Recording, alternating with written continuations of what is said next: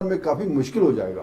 اگر اس انکوائری میں ان کو بے گناہ قرار دیا گیا ہے پھر ان کے 11 سال لوٹا دینے چاہیے ان کو. ویسے گلگت بلتستان کی تاریخ میں تقریباً بڑے واقعات میں کوئی 1 درجن کے قریب جوڈیشل انکوائری ہوئی ہیں، لیکن کسی ایک کے بھی منظر پر نہیں آئی.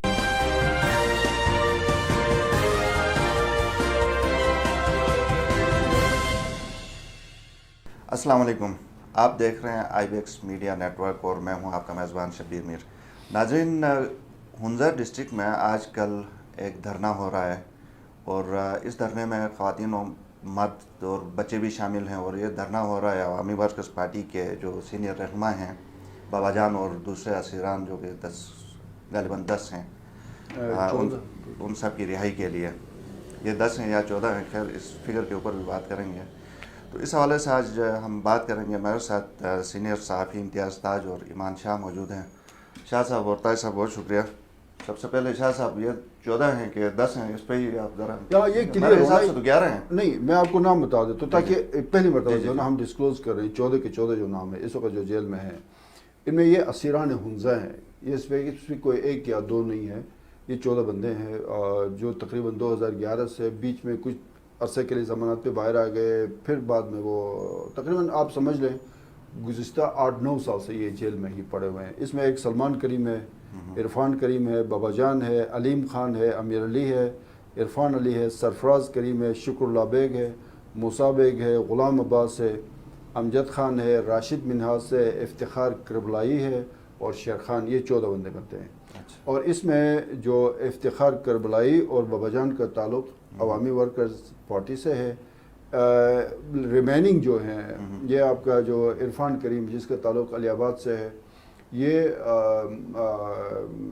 MYO مسلم لیگ یوتھ ونگ ہنزا کا پریزیڈنٹ رہا ہے. اب بھی ہے.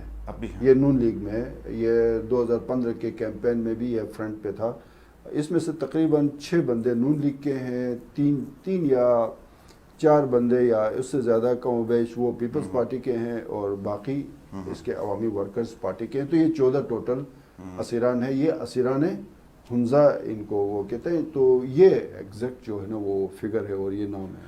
ٹھیک ہے، یہ مطلب 14 ہیں، 14 کے 14 عوامی ورکرز پارٹی کے نہیں ہیں، مختلف پارٹیز سے. ٹھیک ہے، لیکن شاہ صاحب یہ ساتھ بتائیے کہ اس دفعہ ایسا کیا ہوا کہ یہ ایک دم سے دھرنا بھی ہو گیا اور آج دوسرا دن پورا ہو گیا اور اسی طرح لوگ ڈٹے ہوئے ہیں. اس کے پیچھے کیا عوامل ہیں آپ کے خیال میں؟ دیکھیں، اس کے پیچھے عوامل آپ کا الیکشن بھی ہے. ظاہر ہے جو اسیران رہائی کمیٹی وہاں کی بنی ہوئی ہے کافی عرصے سے، وہ فنکشن اس سے پہلے بھی یہ دھرنا دے چکے ہیں، لیکن اس سے پہلے جو انہوں نے دھرنا دیا تھا وہ اتنا زیادہ افیکٹولی اس کے کوئی اثرات نہیں آئے.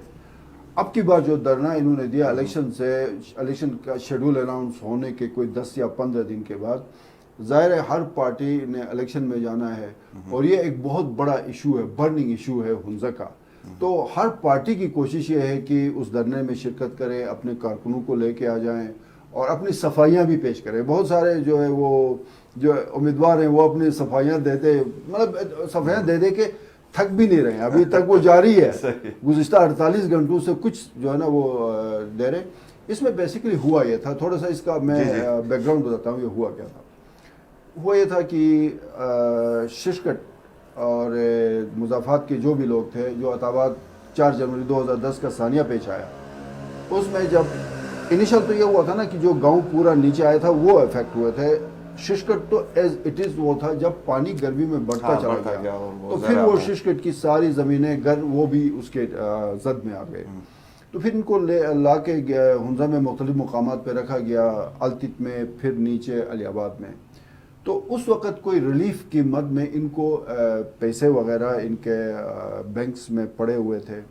تو وہاں سے ان کے ATM فنکشنل نہیں تھا یا بینک والے کوآپریٹ نہیں کر رہے تھے. یہ 11 اگست 2011 کا واقعہ ہے. مہدی شاہ صاحب اس وقت چیف منسٹر تھے اور وہ کسی پریشانی میں تھے کہ جی ہمیں پیسے تو بتا رہے ہیں کہ آپ کے اکاؤنٹس میں آئے لیکن ہمیں پیسے مل نہیں رہے ہیں. ٹھیک ہے جی. جب مہدی شاہ صاحب کے حوالے سے یہ ان کا پروگرام بن گیا مہدی شاہ صاحب کا، بیسیکلی مہدی شاہ صاحب نے جانا تھا نگر. ٹھیک ہے. اب نگر جانے کے لیے آپ نے علی آباد سے گزرنا ہے، جا کے گنیش برج کراس کر کے آپ نے نگر جانا ہے. اب متاثرین کے وہ جو 40 50 60 بندے تھے ان کو جب اس بات کا پتہ چل گیا کہ جی مہدی شاہ صاحب آ رہے ہیں تو انہوں نے کہا یار ہم جا کے ایک احتجاج ریکارڈ کراتے ہیں تاکہ وہ کوئی سنوائی ہو سکے اور ایکشن ہو, ہمیں پیسے مل جائیں. تو اسی تگے دو میں وہ لوگ جو ہیں وہ سڑک پہ آنے کا پروگرام بنا رہے تھے. تو اب ظاہر ہے وہاں کی جو مقامی انتظامیہ ہے اس نے تو روٹ کلیئر کرانا ہوتا ہے, ان کی تو بڑی سبکی ہوتی ہے کہ جی بڑے صاحب آ رہے ہیں اور وہاں پہ لوگ ہیں اور گاڑی رک جائے. اب وہاں جو پولیس اور ایڈمنسٹریشن تھے انہوں نے پہلے تو مذاکرات کیے کسی حد تک, جب مذاکرات کامیاب نہیں ہوئے اور مہدی شاہ صاحب ناصر آباد وہ کراس ظاہر ہے سیٹ پہ تو ان کا رابطہ تھا, کراس کر کے آگے نکلے تو پھر پولیس کی طرف سے سختی شروع ہو گئی. اس کے بعد وہ وائلنس, اس کے بعد فائرنگ, پھر وہ جو باپ بیٹا اس میں وہ شہید ہو گئے.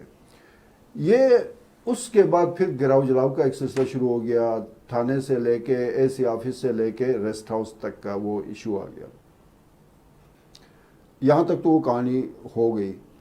اب یہ تاریخ میں یا پاکستان کی تاریخ میں یہ پہلی مرتبہ ایسا ہوا کہ جن لوگوں کو پولیس نے مقتولین جو تھے وہ تو مطلب 2 بندے تو چلے گئے, اب ان کے لیے احتجاج کرنے والے سزا بھگت رہے ہیں, اور جنہوں نے ان کو مار دیا تھا ان کی ترقیاں بھی ہوگی, ان کو باعزت طریقے سے جو ہے نا وہ ریٹائرڈ وہ ہو کے وہ کر رہے ہیں.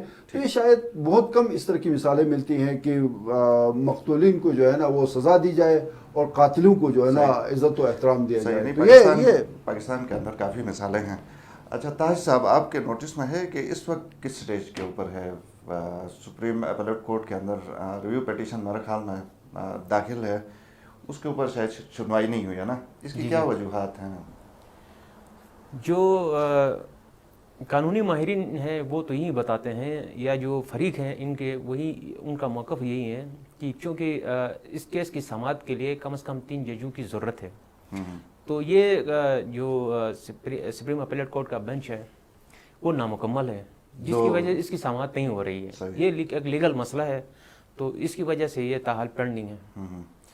تو سوال یہ ہے کہ اب یہ دھرنا تو چلے, ٹھیک ہے, ان کے جذبات ہیں اور ان کے جو اسیران کی ہمدردی میں لوگ باہر ہیں, لیکن جب تک تیسرا جج نہیں آئے گا کیا ان کو پھر ریلیف مل سکتی ہے؟ کیا وہ چھوٹ سکتے ہیں؟ کوئی ایسا فورم اس کے علاوہ ہے جو سپریم اپیلیٹ کورٹ کی صورت میں ہے؟ اگر نیتیں ٹھیک ہو تو میرے خیال میں کوئی مسئلہ نہیں ہے کہ جو ہے یہ مسئلہ حل نہ ہو, چونکہ ہم دیکھ رہے ہیں آپ جیسا کہ یہ اہلی حقوق کا مسئلہ پہلے کشمیر کے ساتھ جوڑتے تھے گزشتہ 73 سالوں سے, جب نیتیں بدل گئی تو پھر ایک دم سے کہا کہ نہیں کشمیر کا مسئلہ بھی متاثر نہیں ہوتا ہے, اس سے پہلے 73 سالوں میں متاثر ہوتا رہا ہے, تو اب دینے میں کوئی حرج نہیں ہے. تو اسی طرح یہ معاملہ بھی اسی طرح کا ہی ہے. صحیح ٹیکنیکل ہے نا یہ تو کافی, کیونکہ تیسرا جج کہاں سے کسی کو لا کے بٹھائیں گے؟ دیکھیں گلگت بلتستان کا آپ نظام چلا رہے ہیں آرڈر 2018 کے تحت, تو جو جن لوگوں کو آپ نے بھرتی کرنا تھا جو آپ کے جو ہے پسندیدہ تھے ان کو تو آپ نے کر لیا. تو اب ایک جج کی جو ہے تقرری عمل میں نہ آنے کی وجہ کیا ہے؟ کیا وجہ؟ کہ یہ بھی تو ہو سکتا ہے کہ آپ جو ہے آرڈر جو 2018 گلگت بلتستان میں اس وقت نافذ ہے اس کے تحت کریں آپ جو ہے اس کی, اگر نہیں ہو سکتا آپ سپریم کورٹ میں جا کر جو ہے اس سے رہنمائی لے لیں کہ ہمیں جو ہے اس معاملے میں جس طرح انہوں نے کیا کہ گلگت بلتستان میں نگران حکومت کا قائم عمل میں لانا اساس ضروری ہے, پھر انہوں نے کہا کہ الیکشن کرانا بھی ضروری ہے. اسپیشل یہ 2 کیس لے کے سپریم کورٹ گئے, سپریم کورٹ نے ان کا الو کیا اسی طرح یہ معاملہ لے کے جائے کہ گلگت بلتستان کے سینکڑوں مقدمات یہاں پھنسے ہوئے ہیں لوگوں کو انسانیت کا زیادہ جو مجھے اس میں نا اس میں یہ ہوا کہ جب یہ سارا کچھ ہوا, وزیر شکیل صاحب اس وقت وزیر قانون تھے, ٹھیک ہے, اس میں پھر اس کی سربراہی میں اپنا سیشن کورٹ کے جج تھے اپنے عالم صاحب جو بعد میں چیف کورٹ سے ریٹائرڈ ہو گئے, ان کی سربراہی میں یہ جوڈیشل انکوائری کا وہ باضابطہ اعلان ہوا. وہ جوڈیشل انکوائری کمپلیٹ ہو گئی, وہ انکوائری حکومت گلگت بلتستان کو سبمٹ ہو گئی, اور میری اطلاع ہے کہ اس جوڈیشل انکوائری میں یہ جو اسیران ہے ان کے فیور میں بات کی گئی. لیکن وہ کبھی پبلک نہیں ہوئی. سر میں نے خود بہت کوشش کی, لیکن ان کا اس کے اوپر اتنے تالے پڑے ہوئے ہیں کہ وہ کھولتے ایک عرصہ لگ جائے گا. سو والیوم 10 والا ایشو ہے, وہ کافی بھاری رپورٹ ہے. لیکن آپ کو پتہ ہے پھر عالم صاحب کی اپنی ایک ریپوٹیشن رہی ہے جوڈیشری کے اندر, انہوں نے تو جو کچھ کرنا تھا اپنے طور پہ کر دیا, فیکٹس اینڈ فائنڈنگ جو بھی تھی اس کی ساری چیزیں وہ انکوائری کیوں منظر عام پہ نہیں لائی جائے؟ اگر اس انکوائری میں اگر وہ گناہگار ہیں، ان کے اوپر کوئی معاملہ فکس ہوتا ہے، تو پھر یہ ساری ہمدردیاں ان کے ساتھ میرے خیال میں کافی مشکل ہو جائے گا۔ اگر اس انکوائری میں ان کو بے گناہ قرار دیا گیا ہے، پھر ان کے 11 سال لوٹا دینے چاہیے ان کو۔ ویسے گلگت بلتستان کی تاریخ میں تقریباً بڑے واقعات میں کوئی 1 درجن کے قریب جوڈیشل انکوائری ہوئی ہیں، لیکن کسی ایک کے بھی منظر عام پر نہیں آئی ہے۔ اب پاکستان میں حمود الرحمان کمیشن کے جو رپورٹ ہے، وہ جب تک انڈیا سے منظر عام پر نہیں آیا تب تک یہاں سے نہیں منظر عام پر آیا۔ تو یہ ہماری مجموعی جو ہے صورتحال ہی اس طرح ہے۔ ابھی آپ نے ایک بات پوچھی تھی، میں اس کا جواب دینا چاہ رہا ہوں۔ یہ حفیظ صاحب کی جو نااہلی کا کیس تھا، وہاں پہ یہ ڈی وی کا کیس تھا، آپ کو پتا ہے۔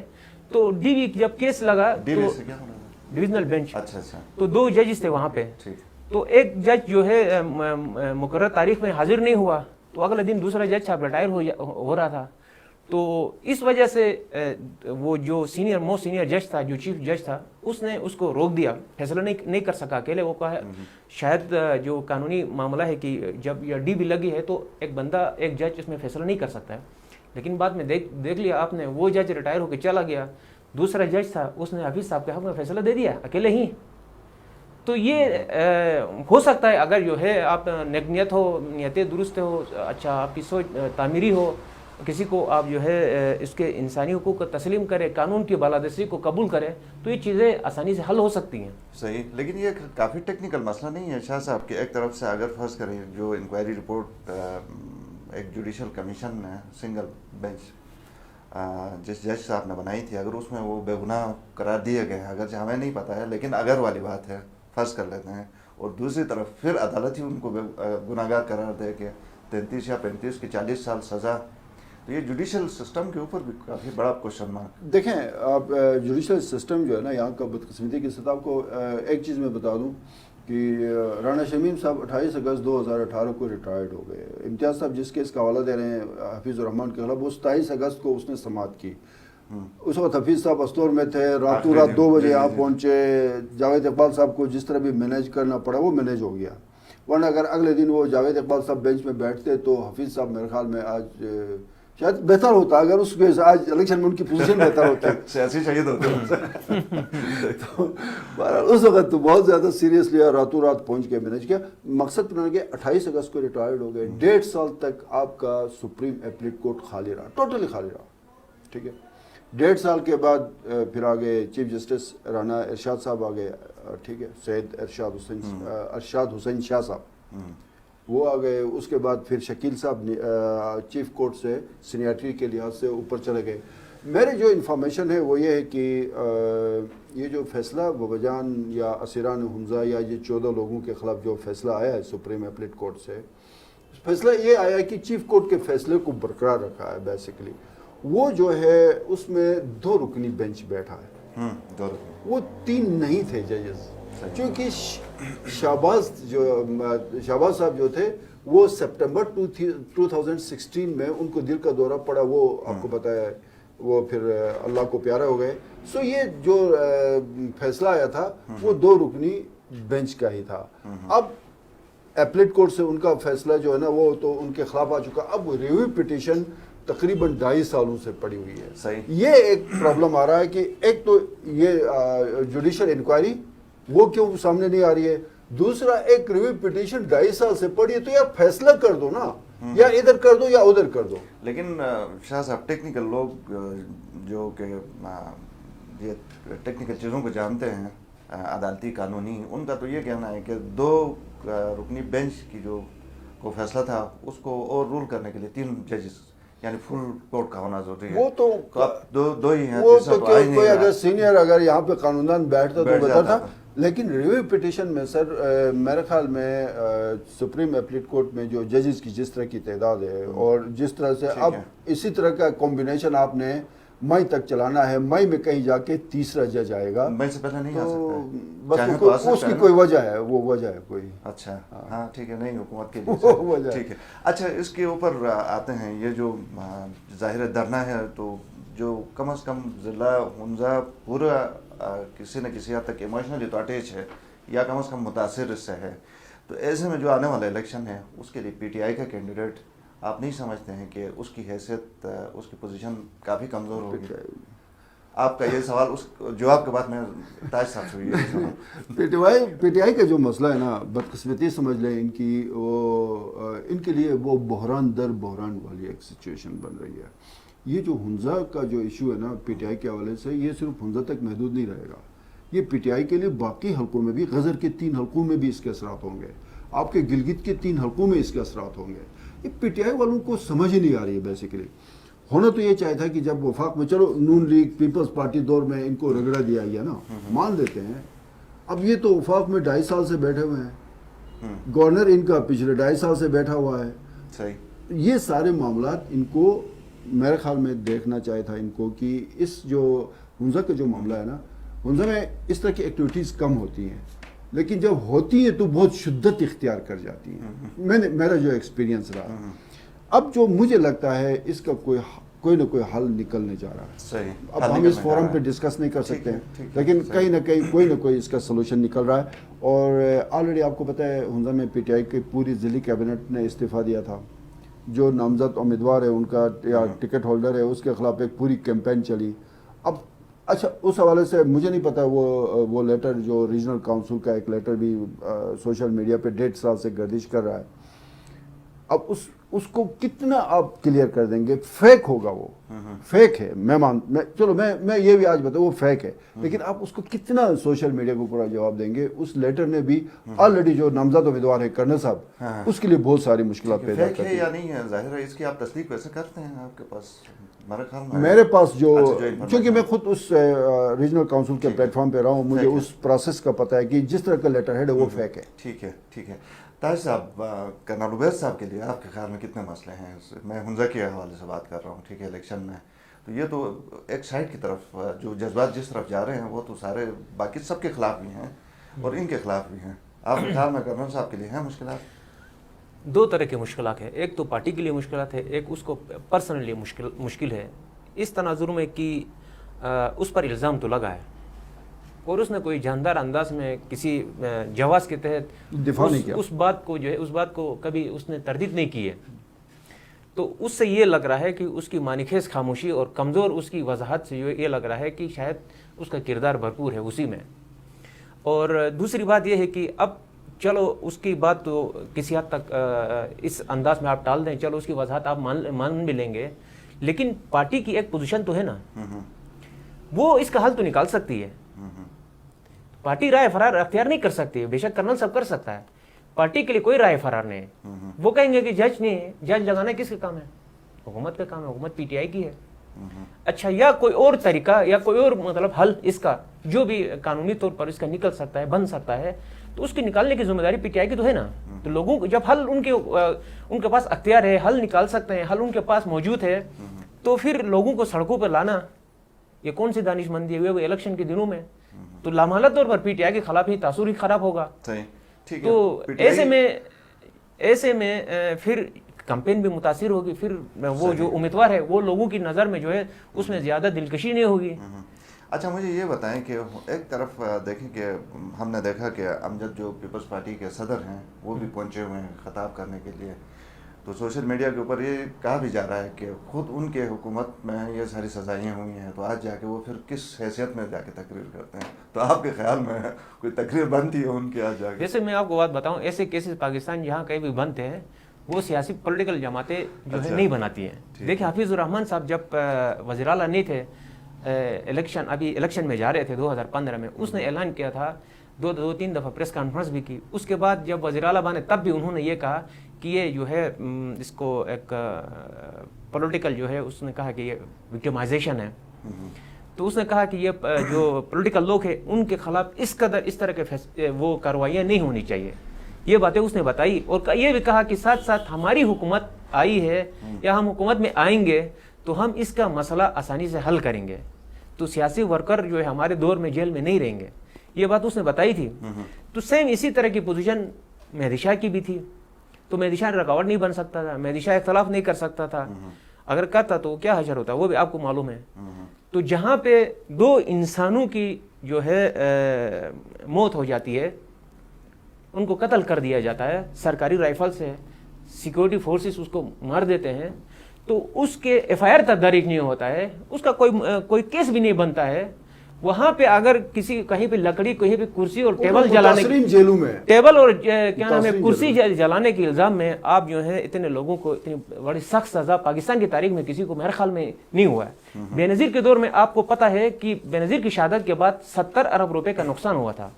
पाकिस्तान के तमाम बैंक जलाए गए थे, अक्सर बैंक, बहुत सारी इमारतें जलाई गई थी, गाड़ियां बेताशा किस्म की जलाई गई थी। बड़ा पाकिस्तान में एक खतरनाक किस्म की एक सूरत हाल पैदा हो गई थी।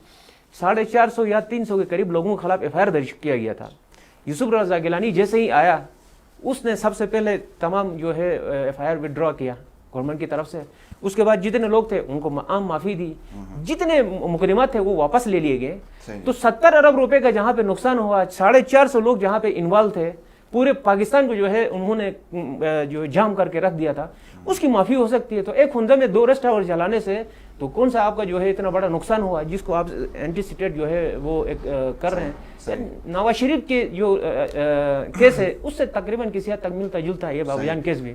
ये केस वैसे अब एंटी स्टेट शायद अब नहीं रहा है वक्त के साथ साथ।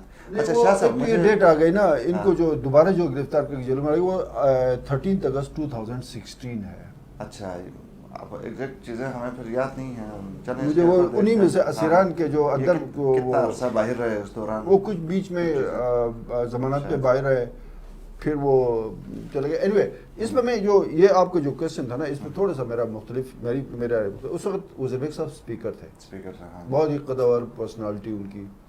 और ज़ाहिर है जब इलेक्शन के बाद आप 2-2.5 साल या 2 साल कर से में पॉपुलरिटी भी उस बंदे की इतनी नीचे नहीं आती है, वो 3-4 साल बाद फिर वो ग्राफ आपका गिरना शुरू होता है।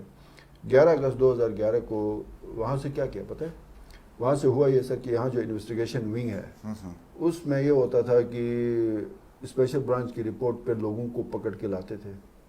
यहाँ रात को तय होता था कि आज रात आपकी तफ्तीश नॉर्मल करेंगे, उसके लिए आप 30,000, 40,000, 20,000, 50,000। अच्छा, उस वक्त। और फिर उस तफ्तीश के बाद उस इन्वेस्टिगेशन से उनको निकालने के 5 लाख, 6 लाख, 3 लाख ये सिलसिला चलता रहा। अच्छा। वो करके जो लोग ये चीज़ें अफोर्ड, और तफ्तीश भी इतने उनको टॉर्चर किया गया, इतना उनको टॉर्चर किया गया।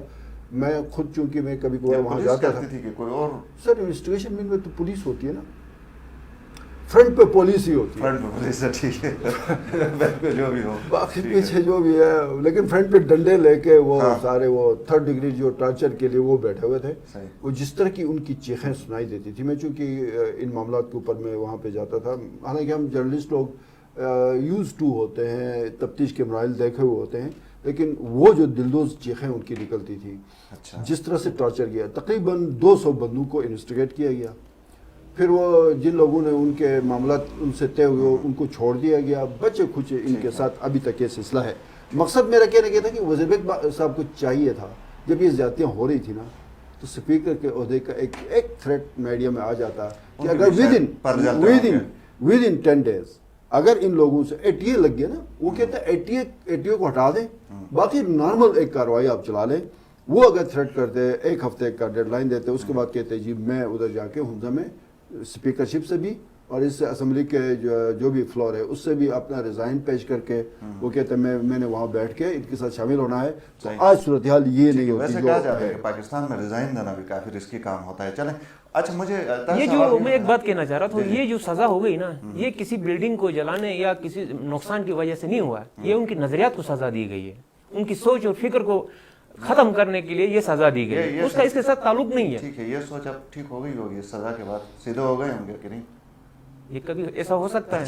जुल्फिकार भुट्टो को आपने फांसी दे दी, ठीक है, सियासत तो उसकी सोच खत्म हो गई। ठीक है, टाइम थोड़ा सा हमारे पास कम है। मुझे ये बताएं कि इस मूवमेंट से, ये एक मूवमेंट बन रही है ना, ये पूरे गिलगित बल्तिस्तान की सियासत पे आपके ख्याल में कोई असर पड़ेगा और किस पार्टी को फायदा जाएगा? अच्छा, मैं एक छोटी सी चीज आपको मैं क्लियर कर दूं। मेदिशा साहब और उज़बेक ने इस खेल को बिगाड़ दिया, अमजद ने इसमें अपना पॉजिटिव रोल प्ले किया, ये मुझे पता है, मैं इस पे ज़्यादा डिटेल में नहीं जाना चाहता हूँ। उन्होंने बिगाड़ा था, बाद में अमजद ने आके उनको मेरे ख्याल में उनके जो है ना वो उनको असिस्ट भी करते रहे, वकील रहे उनके, اس کے بعد بھی ابھی تک بھی میرے خیال میں وہ بہت سارے معاملات میں انوالو ہیں. ٹھیک ہے. دیکھو یہ کیس کا جو آغاز ہوا ہے وہ پیپلز پارٹی کے دور میں ہوا ہے, اس کے بعد سزا ہوئی. یہ مسلم لیگ نون کے دور میں بھی یہ سلسلہ چلتا رہا ہے, ابھی تک یہ اس کا انصاف نہیں ملا ہے. تو یہ دونوں ادوار میں جو ہے ان کو جو ہے ان کے ساتھ سختی کی گئی اور ان کو جو ہے ان کے خلاف کارروائی ہوئی بڑی سخت ترین. صحیح. لیکن بات یہ ہے کہ پبلک اگر یہ سمجھتے, یہ جو دو سیاسی جماعتیں ہیں, اگر پبلک کو یہ باور کرانے کی کوشش میں کامیاب ہو جاتے ہیں کہ یہ سزا حکومتوں نے نہیں دیا ہے, حکومت کا کوئی رول نہیں ہے, تو پھر اگر یہ منوانے میں کامیاب ہو گئے تو پھر میرے خیال میں پیپلز پارٹی کے لیے بھی ہمدردیاں پیدا ہوں گے, مسلم لیگ نون کے لیے بھی ہمدردیاں پیدا ہوں گے. منوائیں گے اور کہاں پہ منوائیں گے؟ نہیں, پبلک کے پاس جا رہے ہیں نا, وہ اوپن کیا بتائیں گے کہ یہ ہم نے نہیں دیا. لیکن چلیں جو بھی ہے مجھے یہ بتائیں کہ کیا اس سے کسی پارٹی کو فائدہ ہوگا؟ پی ٹی آئی کو تو ظاہر نہیں ہوگا, یا کسی کون سی ایسی پارٹی آپ کے خیال میں؟ دیکھیں اگر پی ٹی آئی کو نقصان پہنچتا ہے تو الٹرنیٹ کسی بھی جماعت نے فائدہ اٹھانا ہے نا وہاں پہ سیاسی, تو وہ تو اپوزیشن کے ہی ہوں گے. تو اپوزیشن اس وقت جو ہے کھل کے وہاں پہ اپوزیشن وہاں پہ کھل کے اس وقت ان کے ساتھ وہاں پہ کھڑے ہیں, وہ اپوزیشن جماعتیں تو ان کے ساتھ کھڑے ہوئے تو ہمدردی تو ظاہر ہے ان کو ہی جائے, ان کو ہی ملے گی. اب جو سامنے جماعت ہے, جو پارٹی ہے, جو آپ سمجھتے ہیں جو انصاف نہیں دے رہی ہے, جو ان کے ساتھ جو ہے بدترین سلوک کر رہی ہے, تو آپ کی نظر میں تو وہ جو برسر اقتدار جماعت ہے ان کی طرف جو ہے آپ کی انگلیاں اٹھیں گے. تو پھر جب ان کا پوزیشن برسر اقتدار جماعت کی پوزیشن خراب ہوگی تو اپوزیشن کی طرف ہی لوگوں کی جو ہے ہمدردیاں پیدا ہوں گی. شاہ صاحب آپ کے خیال میں کوئی خاص پارٹی ہے جس کو فائدہ ہوگا, یا جس کوئی خاص پارٹی ہے جس کو نقصان ہوگا اس سے؟ نہیں, اس کو ہم اگر ڈائریکٹ نہ کہیں ڈائریکٹ کہہ سکتے جس پارٹی کو نقصان ہوگا اس کا فائدہ کسی اور پارٹی کو ہو جائے گا. مطلب یہ بات ہو سکتی ہے. پرابلم کیا آ رہا ہے سر یہاں پہ؟ پرابلم جو امتیاز بات کر رہا ہے نا, پیپلز پارٹی کے دور میں سزائیں ہو گئی تھی, پھر بیچ میں باہر آ گئے تھے, پھر نون لیگ کے دور میں جب 16 اگست یا 13 اگست 2016 کو دوبارہ جب ان کو اپلیٹ کورٹ سے سزا ہو گئی, جہاں سے جس فورم سے سزا ہو گئی, تو اس وقت تو نون لیگ کا دور تھا نا. پھر حفیظ ڈٹ جاتے اس پہ, کوئی کارروائی کرتے, ایڈوکیٹ جنرل اس کا تھا, اس میں جا کے بیٹھتے, سیریس لیتے. تو قصوروار پیپلز پارٹی بھی ہے, قصوروار پی ایم ایل این بھی ہے, اور اب سب کچھ ذمہ داری پھر پی ٹی آئی پہ عائد ہوتی ہے. جو بات یہ کر رہے ہیں کہ ججز کو کا کوئی ایشو تھا تو وہ تو گورنر نہیں کرنا نا, اس میں ججز کے معاملہ کے گورنر ہے, گورنر 2.5 سال سے پی ٹی آئی کا بیٹھا ہوا ہے. سو یہاں پہ نا وہ مکس اپ ہے, لیکن سر پی ٹی آئی اس میں متاثر. مجھے حیرت اس بات پہ ہو گئی کہ جو گورنر گلگت بلتستان رہے اپنے میر غضنفر صاحب, ٹھیک, وہ بھی چاہتا تو کوئی اچھا رول پلے کر سکتا تھا, لیکن اس کے باوجود بھی اس کو جتایا جاتا ہے وہاں پہ, پھر بھی ان کی سپورٹ جاری ہے. تو انویسٹیگیشن ونگ والا کردار تھا. صحیح. ویسے اس کے اوپر بھی تفصیل سے بات ہونی چاہیے کہ غضنفر نے خود بھی یہ کہا تھا کہ یہ جو لوگ میرے پیچھے میرے خلاف باتیں کرتے ہیں, سامنے آتے ہیں تو ووٹ مجھے ہی دیتے ہیں, ان کی یہ بات تھی. ویسے اور شاہ صاحب اس کے اوپر پھر کسی ٹائم ضرور ڈیٹیل میں بات کریں گے کہ میر غضنفر ہی کو کیوں ووٹ پڑتا ہے, یہ اس کی کیا بڑی وجوہات ہیں. تو آج میرے خیال میں پروگرام کا وقت ختم ہوا چاہتا ہے. ناظرین, پروگرام آپ نے سنا, اپنے فیڈ بیک سے ضرور نوازیے. اجازت دیں, اللہ حافظ.